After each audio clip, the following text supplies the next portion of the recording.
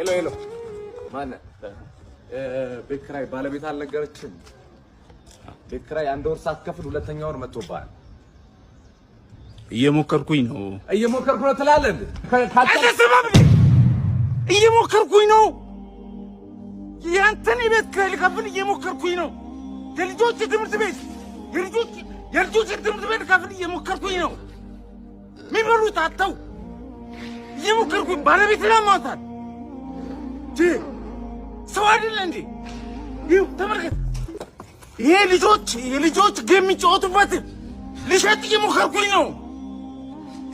አስብ እንጂ ሁሉም ሰው እየሞከረ ነው በዚህ ሰዓት። እጁን አጣጥፎ የተቀመጠ ሰው አለ እንዴ? ታገሰኝ በቃ እየሞከርኩኝ ነው።